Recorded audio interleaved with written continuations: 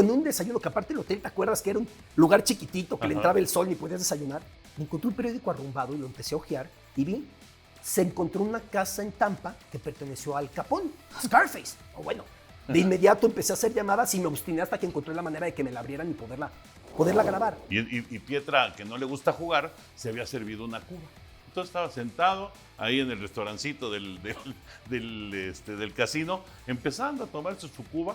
Y yo regreso de muy mal humor porque había perdido en 5 minutos. Duró la diversión nada. Y le digo, trágate esa porquería y vámonos. Sonó el teléfono y le dice al Alarcón, quiero que te vayas a Japón. Sí, está perfecto, mundiales en 9 meses, 10 meses. No, la próxima semana. Sí, ¿qué quieres que grabe? No, a quedarte. Hola, ¿cómo están? Qué gusto saludarlos. Acelera Williams, tiene el destino, se acabó. Amigos, ¿cómo están? Qué gusto saludarlos aquí en el canal. Hoy estamos de lujo porque un gran amigo, además de, un súper comentarista, un personaje, yo diría que sí, es un personaje de la televisión mexicana, pero excelente amigo, nos acompaña el mismísimo Albertus, como se le conoce. Alberto Lati, ¿cómo estás, Betico? Lo de Albertus, como me conoces tú, como yo soy de los pocos que te dicen Antonio, ¿no? Exacto. O sea, tú eres Toño en todos lados. Soy de los pocos que siempre te dijo Antonio, pero feliz de reencontrarnos. Oye, amigo, Albertus es desde la época de Grecia, que tuvimos una experiencia increíble, ¿te acuerdas? Te fuiste 2 semanas, 3 semanas. Pero mucho antes de los Juegos Olímpicos, que fuimos a un congreso de las asociaciones de los comités olímpicos nacionales, ¿no? buscando la entrevista con Jack Roch. Ajá. ¿No? Exactamente. Y me fui con don Mario Vázquez-Raña, que en paz descanse, y ahí nos encontramos porque tú ya estabas viviendo en Atenas. Exactamente, esto fue en el invierno, yo ya llevaba en Atenas unos buenos 6 meses, habíamos pasado por el programa del año antes, que casi no es, un programa en el que no había luz para ir al aire 20 segundos antes, ¿no? Me acuerdo. Y milagrosamente encontraron dónde conectar, no sé qué pasó, y pudimos ir al aire. Y luego tú regresaste en ese mes, si no estoy mal, febrero de 2004, y fue una gran experiencia. Y de ahí viene lo de Albertus y lo de Aristolati, ¿no? Aristolati, exactamente. Oye, Beto, todas estas experiencias que has tenido de vivir durante un año o por lo menos meses previo a un evento olímpico o a un mundial, ¿qué te han dejado? Porque tú eres pionero, auténticamente pionero en este tipo de viajes, ¿no? De viajes previos. Me acuerdo que el primero fue el de Japón, Corea-Japón. Cuando aterrizas en el aeropuerto de Narita, yo iba emocionado a abrazarte y tú estabas con un jet lag del tamaño del mundo. No sabía ni cómo me llamaba. No sabías ni para dónde caminar. Exactamente. Sí. No, a ver, Toño, yo no sé ni tengo una idea cercana de quién sería sin esas estadías fuera. Viví en 8 países al margen de México. Han sido coberturas en algo más de 100 países. El encuentro con culturas, el encuentro con idiomas, el choque permanente ante lo que no eres que te hace reafirmar lo que eres, o reflexionar mucho dónde estás. Fue mucho tiempo. Prácticamente yo me fui entrando a la juventud, saliendo de la adolescencia a vivir a Japón, tenía 23 años, y cuando regresé ya era un señor. Entonces fue un proceso que me fue marcando de una manera definitiva, no te digo para mi carrera, que eso es secundario, para mi vida en general. Sí, sí. A ver, fue Japón, sí, ¿no? Luego Grecia. Alemania, que ahí también tuvimos convivencias espectaculares. No. Ahorita platicamos de nuestro recorrido por toda Alemania. China. Luego China. Luego en Johannesburgo, en Sudáfrica. Luego en Londres. 6. Y luego en Río de Janeiro. Pero antes hubo una entre Japón y Grecia, que fue la única corresponsalía que no obedeció a un evento. Cuando viví en Madrid un año, decir viví en Madrid es una aproximación porque constantemente viajaba. A Pamplona a ver al Vasco Aguirre, a Villarreal a ver a Toño de Nigris en paz descanse, a Sevilla a ver a Toño Torrado, a Mónaco a ver a Rafa. Constantemente estaba viajando yo por el continente europeo durante ese año. Qué bárbaro, qué vida, Lati. O sea, de locos, auténticamente. Bueno, ¿y dónde sale Sara? Porque a Sara la conociste, tu esposa, Sí. ¿la conociste en China? ¿La conociste en Grecia? ¿La conociste en dónde la conociste? Regresando de Alemania Ajá. es cuando me encuentro con ella.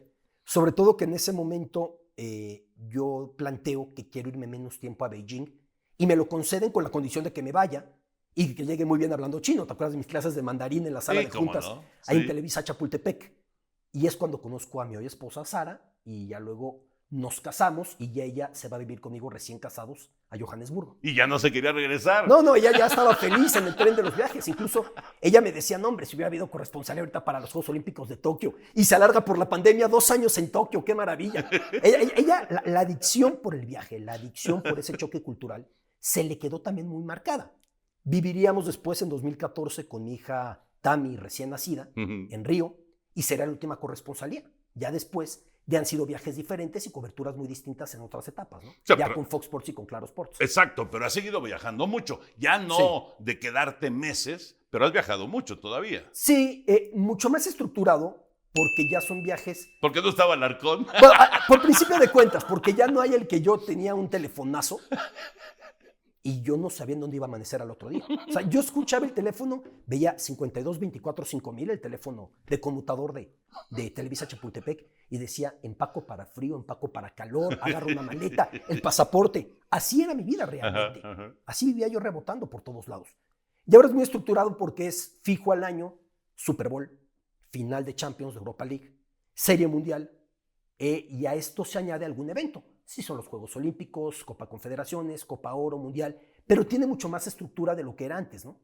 Oye, bueno, es que hay un montón de cosas que platicar con Beto, pero fíjate que ahorita me quedé pensando, tú ya tienes tu programa fijo. ¿Eso es algo que querías y que no conseguiste en Televisa? Yo en Televisa tuve el programa Latitudes, Sí. que fue algo muy extraño porque se iba a emitir todos los jueves por la noche. Y finalmente, cuando hacemos una emisión, por arreglos extraños que yo nunca entenderé y que ni son de mi competencia, deciden que sea un jueves y un jueves no. Alternando con un programa que Adela estaba haciendo de entrevistas en Ajá. Noticieros Televisa, lo cual pues no es cosa de Adela ni de Noticieros Televisa, ¿no? Entonces era un programa muy raro porque era cada 2 semanas. Sí, antes de eso, durante las corresponsalías, yo recibía el espacio del martes después del noticiero. Ahí sí para explayarme como yo quisiera. Entonces, en el caso de Sudáfrica, en el caso de Londres, en el caso de Brasil, yo pude realizar ese espacio que tenía yo auténticamente una hora para meter todo lo que yo quisiera de mis temas, ¿no? Que si la cultura, que si los escritores, que si la cocina, que si la historia, que si la política. Lo que a mí me suele intrigar, o lo que yo suelo buscar en un país al que voy a hacer una cobertura. Ya había tenido ese espacio, pero Latitudes fue este ejercicio y de pronto salió del aire y ahí terminó. Y he retomado con un concepto muy diferente Latitud Fox, que además tiene la presencia diaria en 2 programas de Fox Sports, luego tiene el programa sabatino, luego se retoma con pretexto de una cobertura Latitud Rusia, que además con National Geographic hicimos algo especial rumbo a la Copa del Mundo 2018, Latitud Tokio. Vamos modificándolo de alguna manera. Oye, Beto, ¿cómo fue el arreglo de Fox y Claro para que pudieras estar en los dos? Fue muy afortunado para mí. Cuando yo salgo de Televisa, tuve el momento en el que yo pensé, a ver ahora para dónde, aparte de mi mujer embarazada de Adolfo, de mi segundo hijo, sin saber qué podía pasar.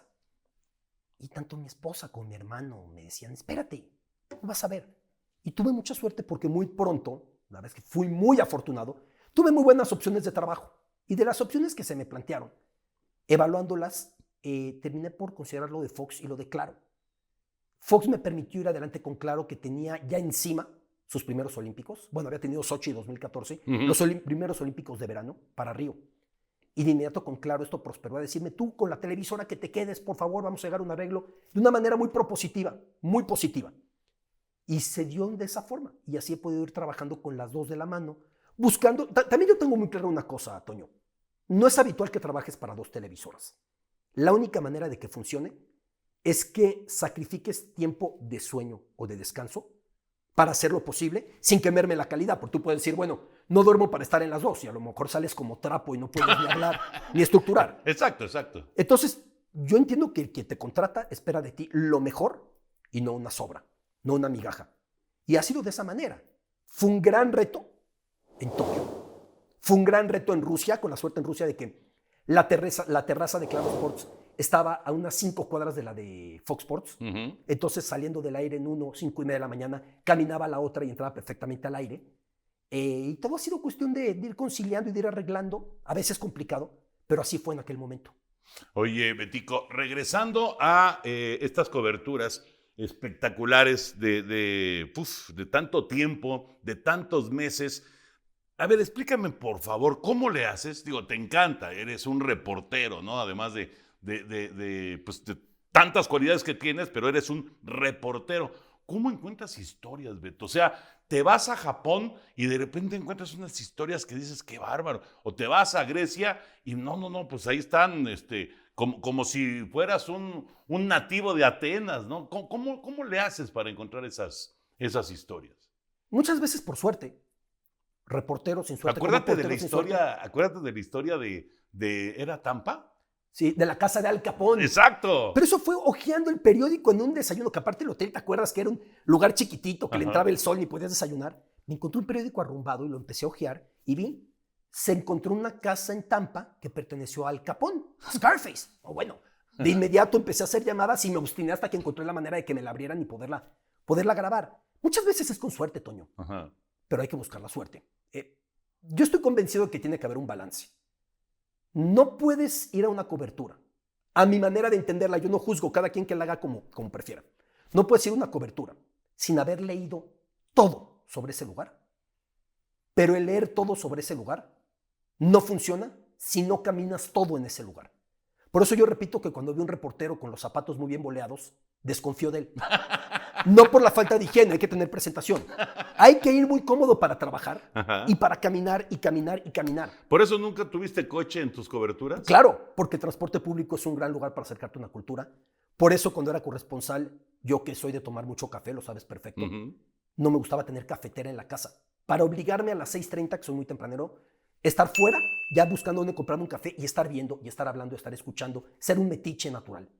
Entonces esa simbiosis de mucha lectura con el recorrido constante hace que yo vaya encontrando cosas. Yo voy haciendo un listado permanente, un archivo permanente del lugar al que voy a ir, de historias que me gustaría hacer. Y ya después las voy ordenando, les pongo prioridades, pongo las que son realizables. Empiezo a entablar contactos porque tú sabes que yo siempre trabajé haciendo yo mismo. Mucha gente me dice, ¿cuánta gente tenías de fixers buscándote? No, hombre, yo soy el que hace las citas, yo soy el que busca las entrevistas, yo soy el que pide los permisos, yo soy el que discute, el que le va buscando. Y a partir de eso voy viendo qué historia es realizable. Y muchas veces hay grandes historias en el papel que llegas a desarrollarlas que no eran tan buenas en la realidad. Y muchas veces hay historias que no te daban para tanto en el papel, que le hiciste porque ese día no tenías con qué salir, aparte de emitir algo diario, y dices, esta es la historia del viaje, es espectacular lo que me vine a encontrar.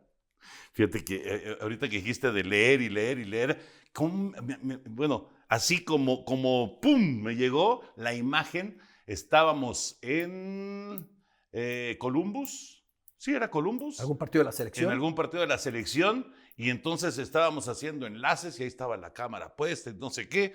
Y Lati, como 20 metros para allá, sentado en la tribuna leyendo. ¿Sí te acuerdas de eso o no? Sí. Que hasta creo que giraste la cámara. Estabas al aire con Loret y creo que giraste la cámara. Ven, mientras estamos al aire lo que nos pela Lati, aquí. No nos pela Lati. No le pareció interesante lo que estamos diciendo. Para mí es muy importante, aparte de que me apasiona, ¿no? Sí, claro. La gente no tiene por qué saberlo. Una manera bonita de decirlo, el eufemismo es compartimos oficina muchos años. Sí. La realidad es que no la compartimos. Yo fui un indigente, un sin papel, en la oficina de Toño, porque yo regresaba a mis estancias fuera y yo me instalaba con Toño.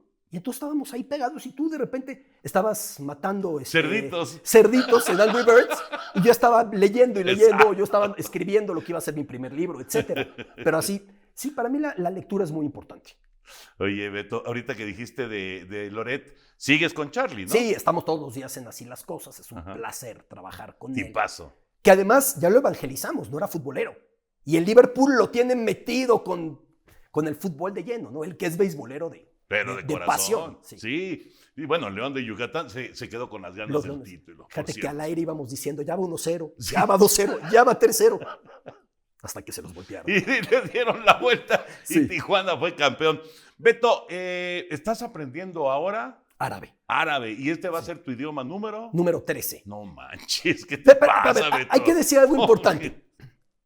Yo estoy convencido que el políglota, que después de 6, 7 idiomas te diga, hablo perfectos todos, suele ser un embustero. Digo suele porque no puedo hablar por todos. No hablas perfecto todos. Te haces mañoso. Ajá. Aprendes a defenderte. Logras comunicarte. Hay muchos idiomas que porque no los practicas, no es que en México pueda practicar mucho el mandarín o el zulu. No. O sea, no los practicas, los vas perdiendo y cuando encuentras alguna ocasión de hablarlo, de a poco lo vas recuperando, como que se va refrescando, pero es muscular. Los vas perdiendo mucho. Pero sí encuentras la manera de hacer una entrevista esencial. Sí encuentras la manera de comunicarte de una manera funcional, ¿no? Aunque sepas que no estás estructurando o conjugando muy bien. Y ahora voy con el árabe, que es el número 13, al que estoy entrándole. Me está ayudando, que es muy parecido al hebreo. Yo llevé al hebreo en el colegio.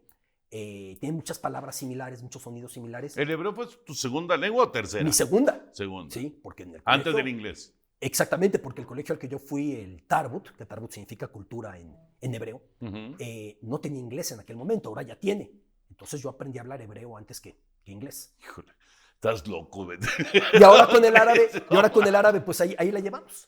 Qué bárbaro. Y bueno, Qatar está un poco más de un año. Sí. ¿Te da tiempo? Sí, un año es buen tiempo. ¿Sí? Es que depende de uno. A ver, hay algo increíble. La gente me dice, ¿cuál es el secreto para aprender idiomas? Y la realidad es que pues no hay secreto, hay que meterle. O cuando me dicen, bueno, es que tú tienes facilidad. No, y que te guste. Sí, tiene que haber pasión, Claro. pero tiene que haber disciplina. Esto es auténticamente como ir a un gimnasio. Si tú no le metes con la constancia, aeróbicamente no estás, o el músculo no te da el brazo, no te da la pierna. Ujú. Es lo mismo con un idioma. Y me decían, ¿tienes facilidad? Digo, sí, facilidad es levantarte a las 5 para hacer un Skype con tu maestra de ruso, con el teléfono que se te está cayendo en la cara de que estás dormido, ¿no? Sí. Eso no es facilidad, es meterle. Yo estoy convencido que esto es meterle. Y yo le meto con muchas ganas porque es algo que disfruto. Yo siento que de mis horas de la semana, las horas que son para mí, más allá de lo realmente importante, convivir con mis chavos, con mi señora, con mi mamá, las horas que son para mí son las horas que yo estudio árabe. Yo lo disfruto mucho. Fíjate. Ahorita árabe, hace poco japonés, antes Exacto. ruso. Sí, que por cierto el japonés lo retomaste, ¿verdad? Lo retomé porque rumbo a 2002 no llegué a aprenderlo muy bien, llegué a comunicarme y a sobrevivir. Yo estaba convencido de que no era necesario aprender idiomas. Yo pensaba que no había razón. Con el inglés, ¿no? ¿Para qué pierdo el tiempo con el japonés? Ujú. Y fue un gran error. Por eso no lo aprendí como debiera y desaproveché una oportunidad única viviendo en Tokio, pues tantísimos meses, 9 meses. Y ahora que lo retomé ya fue con otras estructuras y ya hablándolo mucho mejor, y en los Olímpicos me ayudó bastante. Oye, Beto, de todo este recorrido, de todas estas ciudades en donde has estado, ¿en dónde tú dirías, aquí sí viviría? O sea, ya me gustaría establecerme en esa ciudad. Digo, no estoy diciendo que te vayas, ¿eh? Fui sumamente feliz en las 8. Ajá. En las 8, cuando me tuve que regresar, fue con la sensación de que yo me podría quedar. Londres, con presupuesto, es inalcanzable. No hay algo más. Alguien me decía, y suena muy fuerte, que frente a Londres, Nueva York parece provincial. Ujú. Suena muy fuerte, es Nueva York. Sí, claro. Pero Londres lo que tiene de oferta en todo sentido, pero con presupuesto. Porque es una ciudad extremadamente cara. Y en la que si no hay presupuesto, pues por mucha oferta que haya, no accedes a ella y terminas viviendo a 2 horas en metro del centro y se hace una rutina muy compleja, ¿no? En la que además todo el mundo vive endeudado y enojado, ¿no? Madrid es muy especial. En Madrid, por supuesto, que me vería muy feliz. En Tokio, para una temporada larga, me encantaría. Y sé que el choque cultural sería, porque yo ya hablo pensando en 5, ¿no? En mis 3 chavos, Sí, en claro, mi esposa y en claro. mí. Sí. Y sé que para mis hijos será muy complicado, pero sé que lo que crecerían sería muchísimo por ese choque cultural y por aprender muchas cosas que el pueblo japonés tiene en piloto automático y que si vives pendiente, te vas impregnando. Oye, Beto, vamos a las anécdotas, porque tenemos muchas. Muchas anécdotas. La primera anécdota que a mí me gustaría que nos platicaras es cuando te llama a la oficina Javier Alarcón y te dice, mi querido Beto, te vas a ir a cubrir Japón, Corea-Japón, durante un año, en una idea, como muchas que tuvo Javier en su momento en Televisa Deportes, muy exitosas, pero también muy bravas, ¿no? O sea, que ya, mandar a una persona o a 2 personas. Bueno, en este caso fuiste con... En ese fui con Russell Vaqueiro. Ah, con Russell, Sí, claro. fue con la única que Russell. me fui con alguien. Sí. El resto ya contrataba a alguien en el lugar al que iba. Exactamente. Y ahí apareció Guille Cabrera Cámara. El querido Guille, qué camarógrafo y qué personaje. qué personajazo. Pero bueno, ese momento, Sí. ¿qué? ¿Se te abrió el piso? A ver, te voy a contar. Estabas muy Pero chavo. hace falta mucho el contexto. Los Olímpicos de Sydney 2000, para la percepción pública, no fueron buenos para Televisa, que ni siquiera era Televisa Deportes todavía. No. Estaba por serlo, ¿no? En ese momento, me parece. No fueron positivos. Aunque en rating, por lo que yo entiendo, el programa siguió ganando. A partir de eso llega Javier con un presupuesto y un empuje y una revolución De Ricardo Pérez Stoifer. de ¿no? Ricardo Pérez Stoifer y arriba de Pepe Bastón. No, bueno, claro. Por supuesto. Obviamente. O sea, entendiendo que Bernardo Deportes tenía que hacer un Emilio, ¿no? reenfoque, ¿no? Sí. Y Javier era un tipo con un nivel de ideas muy ambiciosas, pero a veces muy desordenadas o muy desarticuladas. Entonces, a ver, espérame. Es que, ¿por qué no te vas al estadio y pones a Beckenbauer y junto a Beckenbauer que aparezca Bala? Javier, si consigo la entrevista con uno de ellos, me tardo en tramitarla 4 meses y es en donde me digan, no, pero entonces volamos hasta Alemania a ese era Javier, pero las que le pegaba.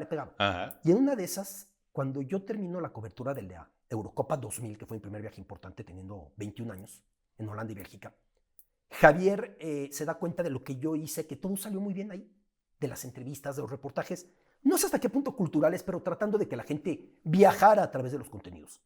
Y ahí me dice, voy a ser el director y tú te vas a ir de corresponsal a Europa. Yo dije, perfecto. Hablé con la gente que llevaba la carrera en la Ibero porque yo iba en 8º, 9º semestre todavía.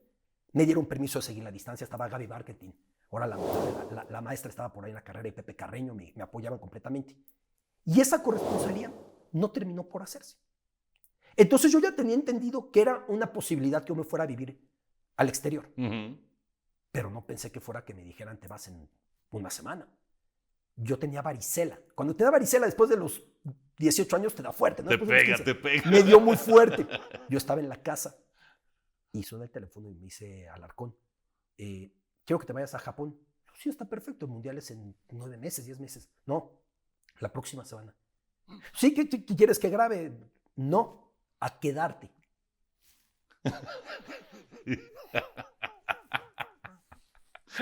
Japón. Aquí a la vuelta. Y yo le respondo, sí. No, espérame. Cosa rara en Javier que se diera el arrebato normalmente. Era, sí, ya le marco, ya el presupuesto, los viáticos. No. Espérame. Eres una persona de familia. Yo finalmente tenía mis 22 años, 23 años. Háblalo con tus papás. Platícalo. Y me defines la próxima semana. Sí voy. No, quiero que lo hables. No tengo nada que hablar. Yo entendía que si yo no encontraba una manera de diferenciarme claramente, me iba a quedar en un punto en el que estaba la mayoría. Y yo necesitaba encontrar ese diferenciador. Y yo necesitaba encontrar el punto en el que yo pudiera probar que haría las cosas diferentes. Si ahora yo te dijera que iba a posicionar, que yo pensé voy a posicionar a un periodista que vaya viajando y que aprenda idiomas, no. Pero por supuesto que no. Y también tengo claro que si Televisa hubiera diseñado a alguien que hiciera eso, se hubiera ido al CEA y hubiera encontrado a alguien mucho más atractivo que yo físicamente y que hablara mucho, con una mejor dicción que yo para hacerlo. Pero se fue dando el personaje de esa manera. Yo le dije que sí a Javier. Me dijo, piénsalo. Dije, no hay nada que pensar. Yo ya estoy para ello. Y hablé con mis papás 3 días después. Y fue una plática muy intensa, no solo por la comezón de la varicela, sino porque ese día mi papá me dijo, te felicito, yo nunca pensé que ibas a llegar a lo que estás llegando. Vas a hacer historia. No, papá, tengo que ir. No damos nada por hecho hasta que no se haga. Lo vas a hacer espectacular. Y si yo en un momento dudé, discúlpame. No tienes nada que dudar. Porque aparte, él tuvo dudas como todo papá que ve a su hijo que se mete en un lugar. Aparte él me decía, todo lo que yo trabajé desde la nada, él fue huérfano en la adolescencia, trabajó, se endeudó para salir adelante. Fue para que mi hijo no fuera empleado. Y tú decidiste ser empleado. Digo, pues sí, a menos que compremos una televisora. Y pues evidentemente no hay ninguna perspectiva en ese sentido, ¿no? Y entonces fue un momento muy bonito ahí de conexión con mis papás. Y me entendieron y me apoyaron. Hace poco mi mamá me decía, viendo a alguno de mis sobrinos cuando tenía esa edad, 22 años, me decía, ¿cómo te dejé irte a Japón a esa edad. Tan chavito, claro. Sí. Claro. Y yo le dije, es que ya no era cuestión de dejar, era cuestión inevitable. No pensamos que mi vida iba a cambiar ahí y que iba yo ya a pasar escasos, te voy a decir cuántos meses pasaría yo en México desde 2001 ya, fines de 2001, hasta 2008. Yo creo que no junté un año completo en México. Sí, no, claro. 7 años. Sí. Y no junté 2 años y medio en los siguientes 12 años. De esa manera terminó por darse, muy para mi buena suerte. Fíjate que ahorita que estás diciendo eso, es cierto, pero para nosotros, para simplemente el espectador, uno como espectador, Lati ahí estuvo. Porque aunque estabas en Atenas, estabas en la casa, ¿no? Sí, estabas claro. en la tele. O estabas en Londres, pero estabas en la casa también. Entonces, sí te fuiste, pero estuviste presente en la televisión, ¿no? Ese es un tema bien interesante porque tú puedes sentir, a lo mejor por ese lado me puede llegar a afectar que me vaya, ¿no? Y dejar ir otras oportunidades, pero la verdad es que estabas ahí. Sí. Y has estado ahí presente en la televisión, primero en Televisa, luego en Fox, claro, has estado ahí presente durante ya cuántos años. Sí, ya es una carrera que empezó en el 95, Sí, o sea, pero que yo empecé a cuadro verdaderamente en el 98. O sea, estás hablando de todo el siglo, Sí, claro, ¿no? Presente. Exacto. Más de 2 décadas. Y que cambió mucho para mí, porque yo cuando me fui, cierta gente me podía reconocer, eres el reportero de Televisa, es el reportero, bla, bla, bla, la Eurocopa, transmisiones del fútbol español, que por entonces transmitíamos ahí algunos partidos. Pero sí cambió porque sí me habría un conocimiento, no digo reconocimiento, eso ya la gente que lo juzgue, la gente me empezó a conocer mucho más. O sea, ya ¿no? eres Alberto Lati, ya la gente te ubica Sí, claro. inmediatamente, ¿no? Y se genera un producto muy bonito. A menudo se va juzgando a la tele abierta, y en particular a Televisa, de aquel entonces y de ahora con otro nombre. Es que telebasura, es que comicidad. Bueno, no hubo otra televisora en esa época que se atreviera. Los resúmenes de los domingos, entre los goles del Atlante y los goles de las Chivas, una cápsula que te explicara del sintoísmo, la religión de Japón. Y tuvimos ese valor de ponerlo. El gran reto era que esas cápsulas con afanes culturales fueran digeribles, aterrizarlas, no hacerlas pesadas. Exacto, que fueran divertidas, claro. Lograr sintetizarlas a una escasa duración sin hacer que el tema se descafeinara o se desvirtuara o se simplificara en demasía, como para que ya no fuera ese tema, ¿no? Ese fue el reto. Y durante mucho tiempo lo fuimos haciendo. Cada domingo, entre semana, en los programas Contigo en la mañana, en la noche, en aquella época el noticiero TD, con Alarcón, con Miguel, con Jerry Rizal, con Ed Fisher, con quien lo hiciera, era meter contenidos culturales. Y eso es algo que hay que reconocer en medio de toda la marabunta de acusaciones que se hacen a la tele abierta, ¿no? De, es que pura telebasura, etcétera. También tuvimos el valor de hacer eso y la gente lo recibió de muy buen grado. La gente lo agradecía. La gente se involucraba en la cultura. La gente a la fecha me sigue diciendo, ya cumplí mi sueño de ir a tal lugar porque tú me lo enseñaste en tal año. Yo no me acordaba que había hecho ese reportaje. Ya cumplí mi sueño de hablar ese idioma porque tú contaste de los sonidos que tiene. Mucha gente de esa generación quedó muy marcada por eso. Y no lo digo con petulancia, lo digo con humildad. Yo fui el suertudo que apareció ahí. Pero claro. con gusto, ¿no? ¿Y sabes qué me pesaba, Toño? Cuando de repente Javier, muy alarconianamente, decía, eres nuestros ojos en tierras olímpicas. Y yo por dentro decía, en la madre. Como yo me equivoque, la gente va a pensar mal. Como yo generalice, como yo... Entonces era un trabajo de mucha responsabilidad que a mí me ha seguido persiguiendo. Cuando ya ahora he hecho contenidos y documentales para National Geographic, es la misma responsabilidad. La gente me dice, es más, no, es la misma. Confirmar. Antes de cada párrafo, antes de cada enunciado, antes de cada aparición, no dejarme llevar por lo que pienso que ya está, para que realmente busquemos apegarnos lo más posible a lo que hay.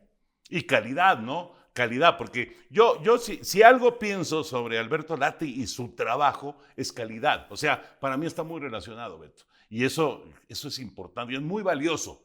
Que la gente lo piense de esa manera, y así lo pienso yo, es muy valioso, muy importante. Y sí tienes una responsabilidad día a día de mantener ese estándar, ¿no? Sí, y sorprender. Y sorprender, Que claro. no parezca cada día lo mismo. Yo le digo siempre a mi crew que en Rusia éramos 5 personas dando vueltas por un país enorme. Sí. Yo les dije el primer día, lo primero, no vamos a dormir, pero si vamos con mala cara, el reportaje sale con mala cara. Somos unos afortunados, vamos a divertirnos. Y lo segundo, en la medida en la que sintamos que cada reportaje es parecido al anterior, al grabar, al editar, al realizar, yo al hablar, va a ser igual. Tenemos que darnos una vuelta a diario, hay que refrescarse a diario. Otro storytelling, otra manera de contar, recurrir a otros elementos narrativos, otro tipo de imágenes, otro tipo de tomas, otro tipo de montaje, no la misma música a diario. Y eso es lo que te permite en una cobertura tan larga, en la que tienes que entregar a diario una pieza de 7 minutos, esa pieza vaya capturando a la gente, ¿no? Un borrón y cuenta nueva respecto al día anterior. Interesante, la verdad, y sí, es una gran responsabilidad, sin duda. Oye, Beto, platícanos de la, bueno, así muy rápido, y esto es una cosa que vivimos los dos, Sí. de aquella visita que hicimos al casino de Atenas. Sí, que había que tomar un autobús, Un autobús. ¿no? E irnos hasta un lugar. Y de regreso tú venías transmitiendo tu programa de radio, ¿no? De radio. Que por la diferencia horaria te tocaba espacio deportivo. Exactamente. Tú íbamos todos rebotando dormidos en el camión y Toño de Valdés, no, sí, mi querido Anselmín, rebotando la voz de Toño, hablando de la NBA o del NFL. Exactamente. Sí. Pero fue una buena experiencia, ¿no? Ah, espectacular. Padrísimo. Porque además el casino no estaba muy cerquita de Atenas. No, que había digamos, que tomar ¿no? el autobús y era toda esa carretera, la habíamos pasado excelente. Y luego vieron algunos más, ¿no? ¿Dónde más te llevé a casino? Uy, pues en muchos lados, Beto. Sí, no, pero de estas sedes mundialistas. En Sudáfrica, por supuesto. En Sudáfrica. Ahí ya claro. tenías membresía. Claro, claro. Y como me acuerdo que una vez llegamos, pues, teníamos nuestro límite, ¿no? Y entonces fue Pietra ese día. Y perdimos, bueno, perdí lo que llevaba para apostar, lo perdí en 10 minutos. Y Pietra, que no le gusta jugar, se había servido una cuba. Entonces estaba sentado ahí en el restaurancito del casino, empezando a tomarse su cuba. Y yo regreso de muy mal humor porque había perdido en 5 Te duró la minutos. diversión nada. Y le digo, trágate esa porquería y vámonos. Estaba yo muy traumado.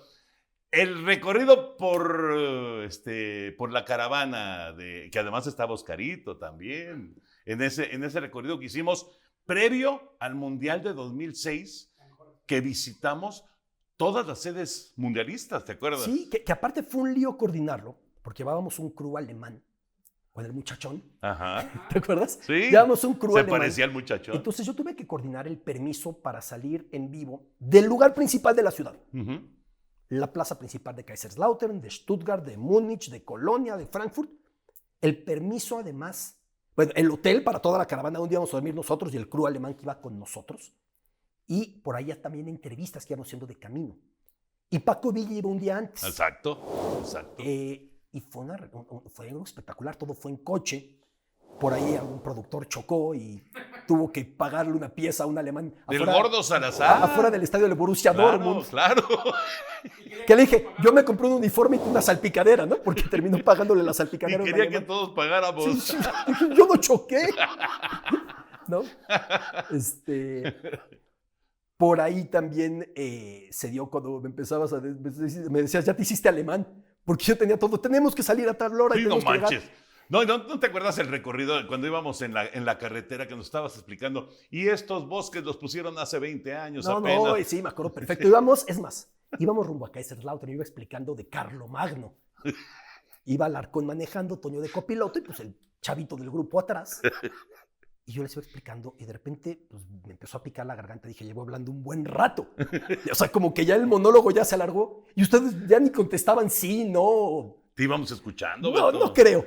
Hasta que dije, si los aburro, avísenme ya para que me calle. Pero lo dije muy propositivamente, muy... Si los aburrí, mejor me callo. Sí, nada más avísenme, Avísenme. porque aquí vengo con mi soliloquio. Pero qué experiencia increíble. O Y sea, luego fuimos a Berlín y fue cuando hicimos les hice el tour caminando por todo Berlín. Padrísimo. Fuimos a la muralla. Por todos lados. Sí. Bueno, lo que queda de la muralla, ¿verdad? Exactamente. Pero fue un recorrido increíble. Porque además le dimos la vuelta completita a Alemania. Sí. Es de esas experiencias que ahí quedan, ¿no? Sí, fue espectacular que por ahí en el camino había partido amistoso de México en Holanda, previo al Mundial. Yo encontré un lugar mexicano para entrar en vivo tú y yo desde ese lugar mexicano. Claro. Sí, porque el Alarcón se fue. Exactamente. Sí. Fue una experiencia sensacional. Me acuerdo que en ese recorrido recibimos la noticia tristísima de la muerte de don Ángel Fernández. Claro. En ese recorrido Sí. me acuerdo perfecto. O sea, sí me marcó, que me acuerdo muy bien de todo lo que fue pasando en ese lapso de 2 semanas. Pero además, bueno, como Beto, pues obviamente preparó todo el viaje y demás, me acuerdo que llegamos, estaba la casa de un compositor famoso. De Johann Sebastian Bach. De en Bach, Leipzig. claro. ¿Y en dónde? En Leipzig. En Leipzig. Sí. No. ¿Y qué O tal? en Nuremberg, ante la estatua de Durero, que yo empiezo a decir, esta es la estatua del gran pintor Albert Dürer, Durero y Toño. ¿Quién es ese güey? Me acuerdo que tuvimos que volver a grabar. Sí. Se metió la voz, ¿eh? Pero ¿sabes qué, Toño? La pasábamos muy bien. Muy bien. La gente, no sé si al aire lo percibía. Era un grupo que podíamos hacer 3 comidas al día juntos. Ujú. Sí, claro, por supuesto. Pero 3 al día juntos. O sea, nadie concebía irse a comer sin decir en dónde, cómo. Era un grupo muy unido. Ujú. Sí fue una familia. Sí. Como toda familia con su disfuncionalidad, como toda familia con sus roces, como toda familia con sus egos. Pero fue una etapa muy bonita. Y yo tengo muy claro que fuera del aire la disfrutamos demasiado. Muchísimo. Más allá de que, bueno, para mí, que yo era el joven, el pequeño del grupo, Ujú. ¿no? Para mí fue un gran aprendizaje. Porque aparte, antes de irme a estas corresponsalías, yo no tenía la aparición a cuadro que esto me empezó a dar. Y ya aparecer a cuadro con ustedes en esos momentos, para mí fue un gran aprendizaje. Por ahí hubo una que compramos una máscara de Oliver Kahn. Y al Arcón se le ocurrió, alarconianamente, que yo empezara el programa con la máscara de Oliver Kahn. Y yo terco que no, que cómo iba a percibir la audiencia. Me dijo, Toño, güey, yo bailé con las flans. No pasa nada. La pasábamos muy bien. La pasaban Sí. muy bien. Oye, Beto, cuando de repente llegaba la invasión de... tú estabas solo en Johannesburgo, o solo en Alemania, o solo en Japón, etc. Y de repente, en Atenas, y de repente, ¡bum! Llegaba la invasión y llegaban las decenas Centenas. o centenas de trabajadores de en ese entonces Televisa, ahora TUDN. ¿Te sentías abrumado? ¿Te sentías invadido o te daba gusto vernos? Abrumado no alcanza. Invadido no alcanza. Era peor. Era peor. Yo era el dueño de la ciudad. Claro. Yo era el dueño de mis tiempos. He sido de poco dormir, iba cumpliendo muchas asignaciones, pero de repente yo era el conserje de 250 personas. Y entonces la gente, el crew de Eugenio Derbez, oye, necesitamos que nos ayudes esto. Y la gente del Compayito, y la gente de Montserrat, todas las personas y los reporteros, y los comentaristas, y Joaquín López Dóriga, por supuesto. Entonces era desde recomendaciones de restaurantes, desde ser traductor, que además yo coordinaba una parte logística que me dio mucha formación, me hizo muy estructurado. Por ejemplo, para Atenas 2004, yo tuve que rentar cerca del estadio un edificio para la producción principal del programa nocturno. Ujú. Y renté los departamentos, pero contraté una persona que les fuera a hacer la limpieza. Pero además yo tuve que ir a comprarles almohadas, cobijas. Una vez hasta Guille Cabrera y se lo tomé y dijo, en este momento el corresponsal está haciendo su reportaje, y me veía a mí con un carrito lleno de papeles de baño, de jabones. Todo eso lo tuve que hacer yo. Pues sí, claro. Y de repente, con el mundo que se viene encima, yo con mi cobertura, yo teniendo que hacer lo que hacía, oye, es que la persona que viera limpiar tal cosa tal, o es que el hotel en el que están tales no lo han pagado. ¿Cómo no lo han pagado? Todo eso me terminaba por rebotar a mí, toda esa coordinación logística, ¿no? Contratar a los traductores, a los choferes, rentar los coches. En Atenas, rentar motos, porque por el tráfico se les ocurrió rentar motos, que aparte empezó muy mal porque Marco Cancino se cayó y se golpeó la rodilla. Claro, claro. Gracias a Dios no pasó a mayores. Sí. El tipo de Gaby situación- Fernández de Lara, creo que Sí, también. Gaby con Oscarito Ramírez. Para Sudáfrica, permisos para meter animales al estudio. Metí un chita. Sí. Y Zidane se quería salir del estudio. Exacto. O sea, cada día llevaba yo animales. En Beijing, llevar espectáculos al estudio a cada noche. Yo he ido a ver los espectáculos para contratarlos, para ver cuánto me vas a cobrar. Sí, es cierto. Pero tienes este espacio, pero así. Beto, sí es cierto. Y tú lo hacías todo eso. Entonces, cuando llegaban. Y tú querías transmitir y querías hacer. Claro, y ese era mi problema principal. Ajá. Que mi rol durante el evento nunca quedó claro. Siempre fue, vas a ver, vemos.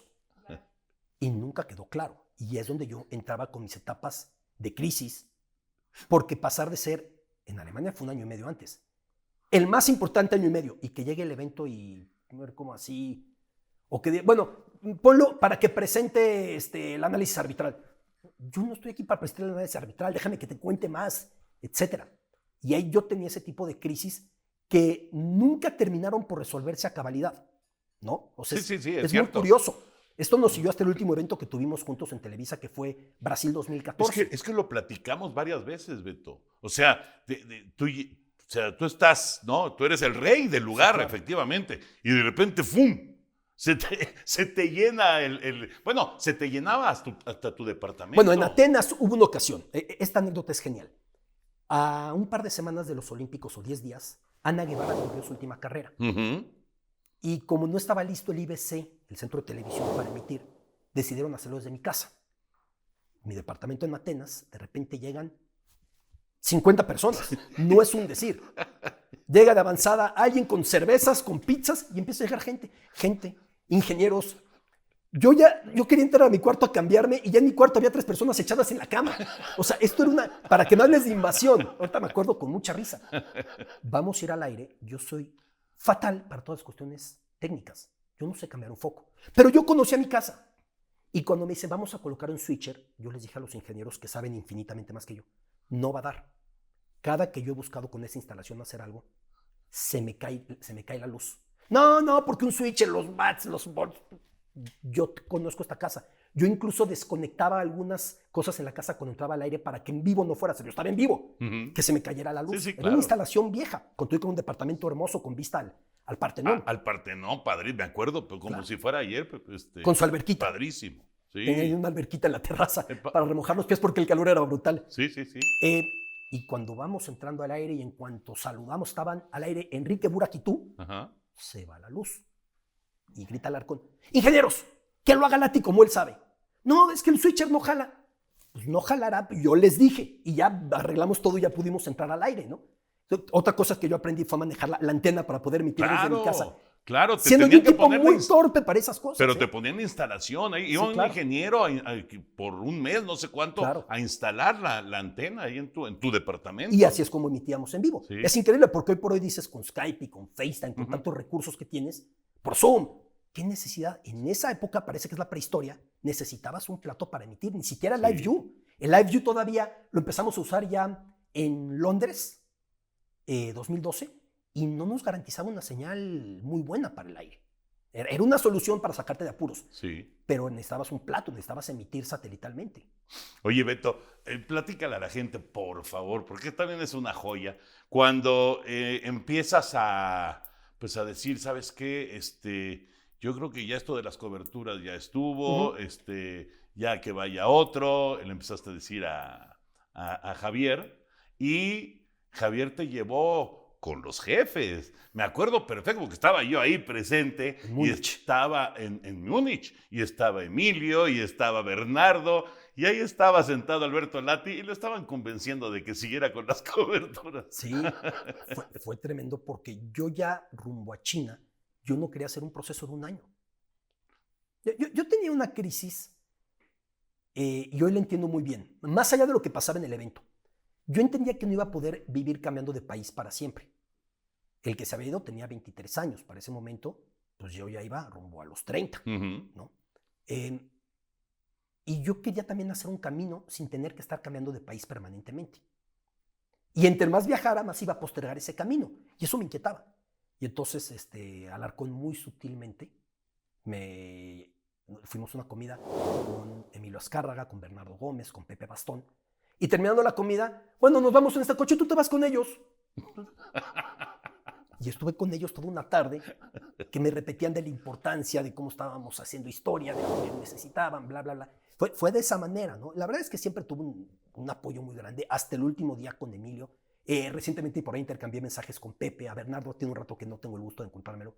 Pero siempre la verdad es que tuvieron hacia mí un comportamiento fenomenal, ¿no? Y de mucha gratitud y de mucho reconocimiento. Pero sí era muy complicado cuando estabas con ese caos en tu cabeza, pues que gente de ese nivel te explicara lo importante que era que te mudaras de inmediato a Beijing. Difícil decirles que no. Difícil incluso contestar. Pero al paso del tiempo yo sí terminé por manejar las cosas lo más cercano a lo que yo quería y me terminaron entendiendo. A Beijing fui menos tiempo. Sí, fue la mitad del tiempo. Fue la mitad del tiempo. Furby. Exacto. Y ya ¿no? me encontré con Luisito y ya terminé por involucrarme en Beijing. De esa manera se fue dando. Sudáfrica Llegué un poco después porque me casé, luna de miel, casaste, etcétera. claro. Y Mau y Mai, Mauricio fue antes, ¿no? Ujú. Y ya luego lo relevé a Mauricio. De esa manera es como ya se fue dando.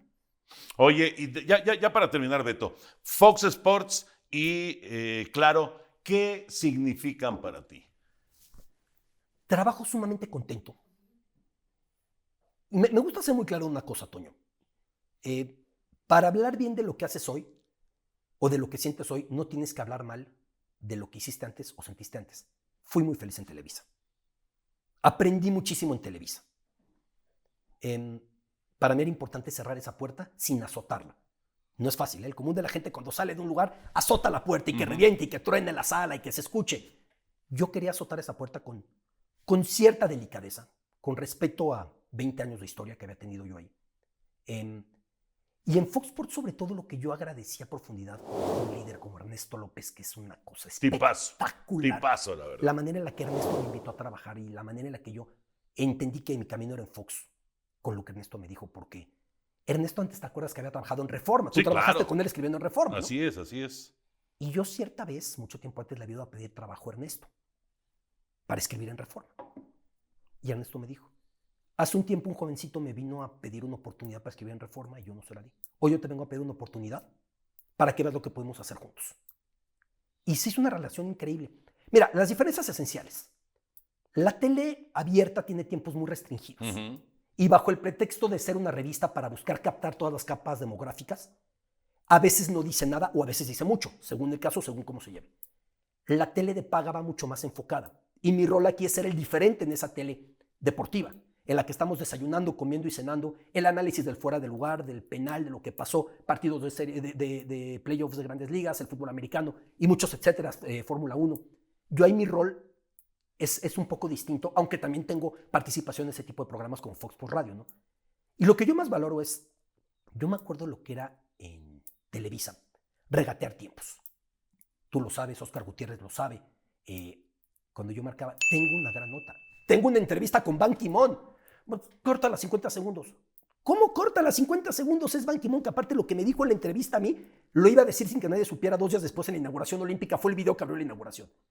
Y para mí era muy frustrante los tiempos. El sentir que yo regateaba tiempos. Y aquí en Fox tengo esto, me habían dicho que 5 minutos, yo lo veo para más. Y respuestas como, ¿tú sabes de televisión? Está perfecto. Eso para mí ha sido un bálsamo, ¿no? Entendiendo el contexto tan diferente de la tele abierta en relación con la tele de paga, Sí, los tiempos, etc. Aquí en Fox Sports hay 3 canales. Y hubo una época en la que el noticiero Televisa tenía 12 minutos de contenido por noche. Si yo mandaba mis piezas de 6 todavía. minutos, por ejemplo, ¿no? Yo estoy muy cómodo, trabajo muy cómodo. El grupo me recibe espectacularmente en los 2 lugares, tanto en Fox Sports como en Claro Sports. Pero una manera de recibirme en el grupo sensacional.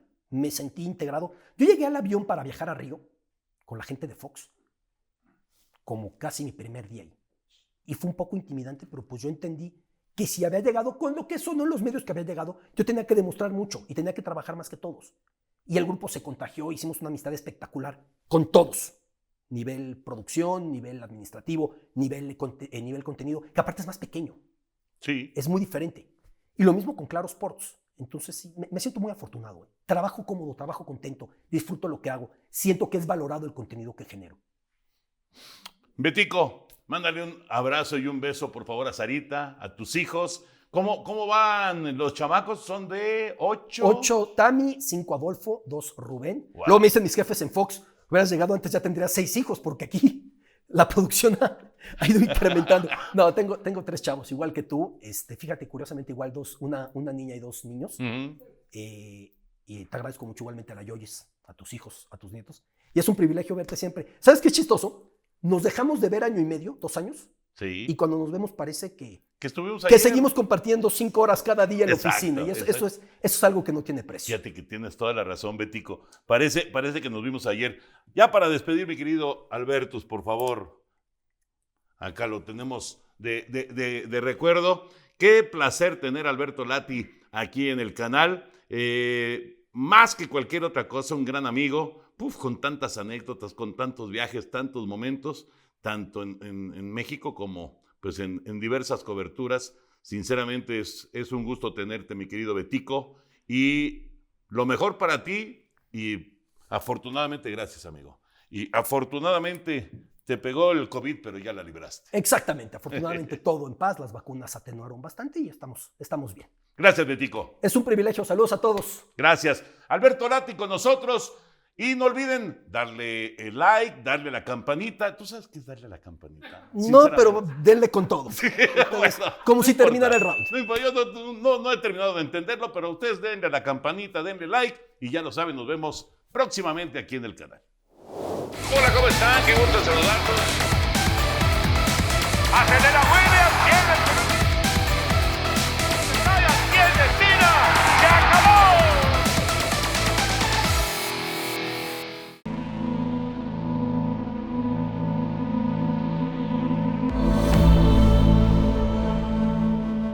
Morita Digital.